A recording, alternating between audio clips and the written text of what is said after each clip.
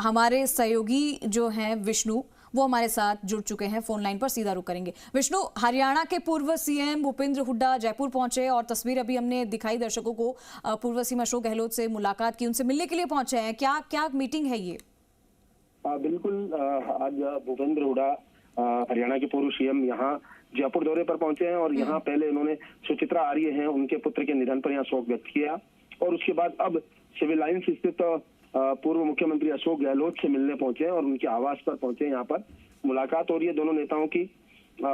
जब यहाँ पर हुड्डा पहुंचे तो पूर्व मुख्यमंत्री अशोक गहलोत ने उनका स्वागत किया और उनके साथ नेता प्रतिपक्ष टीकाराम जूली और कांग्रेस के अन्य नेता मौजूद थे। और यहाँ लगातार जो मिलने वाले जो हैं उनका सिलसिला है वो बना हुआ है लगातार। और अब दोनों की मुलाकात और संभवतः मोहनगढ़ जाने का विचार है। कुछ देर बाद ये मोहनगढ़ रवाना होंगे यहाँ पर। ठीक है विष्णु, शुक्रिया तमाम जानकारी के लिए। चलिए आगे बढ़ेंगे। बिहार विधानसभा चुनाव नजदीक आते ही राजनीतिक गतिविधियां तेज हो गई और इसी कड़ी में कांग्रेस नेता राहुल गांधी और आरजेडी नेता तेजस्वी यादव की वोटर अधिकार यात्रा लगातार सुर्खियों में है। आज इस यात्रा का 14वां दिन है। खास बात यह रही कि समाजवादी पार्टी के प्रमुख और उत्तर प्रदेश के पूर्व मुख्यमंत्री अखिलेश यादव भी यात्रा में शामिल हुए। एक रिपोर्ट।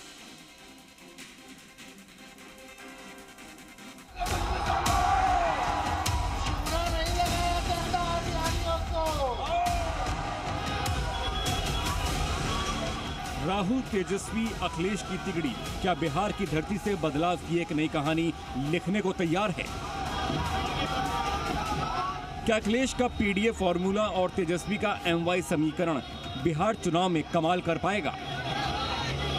क्योंकि जब वोटर अधिकार यात्रा के दौरान बिहार की धरती से 3 लड़कों ने एक साथ बीजेपी पर धावा बोला तो मकसद साफ था, जो अवध में हुआ वही मगध में भी होगा। हम लोगों ने मिलकर के अवध में हराया था। इस बार मगध में आपकी जिम्मेदारी है भारतीय जनता पार्टी को हराने के लिए। और मैं नारा देता हूं कि अब की बार बिहार से बाहर बीजेपी जाने वाली है। अब जरा अखिलेश के मैसेज को भी समझ लीजिए। साल 2024 में हुए लोकसभा चुनाव में समाजवादी पार्टी ने फैजाबाद सीट से जीत हासिल की थी। समाजवादी पार्टी के प्रत्याशी अवधेश प्रसाद ने बीजेपी प्रत्याशी लल्लू सिंह को 55,000 वोटों से हरा दिया था और इस जीत में अखिलेश का पीडीए फॉर्मूला काम आ गया था। एक बार फिर अखिलेश यादव वोट चोरी का मुद्दा बनाकर बीजेपी और चुनाव आयोग को घेर रहे हैं, तो तेजस्वी से लेकर राहुल तक केंद्र और बिहार सरकार पर हमलावर हैं। इन्होंने महाराष्ट्र में चुनाव चोरी किया, हरियाणा में किया, लोकसभा में किया, मगर हम बिहार का चुनाव इनको चोरी नहीं करने देंगे। हम लोगों ने मिलकर के अवध में हराया था।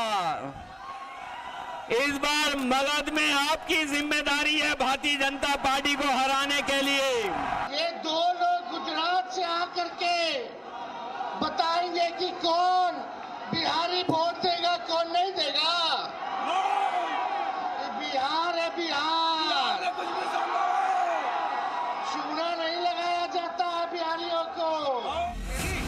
कांग्रेस, एसपी और आरजेडी तीनों ही जानते हैं कि अगर बिहार में पिछड़ा, दलित और अल्पसंख्यक एक साथ आ जाएं और यादव वोट छिटके नहीं तो फिर बिहार फतेह का प्लान कामयाब हो सकता है।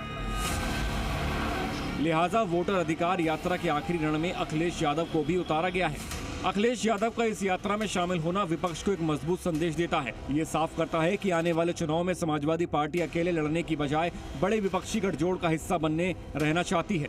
साथ ही यात्रा के दौरान अखिलेश के शामिल होने से यादव वोटर को क्लियर मैसेज है कि अखिलेश यूपी ही नहीं देश के बड़े यादव नेता हैं। यही नहीं, अखिलेश यादव बिहार के जिन जिलों में यात्रा में शामिल हुए हैं वो यूपी से लगा जिला है और उन इलाकों में समाजवादी पार्टी की पकड़ मजबूत है।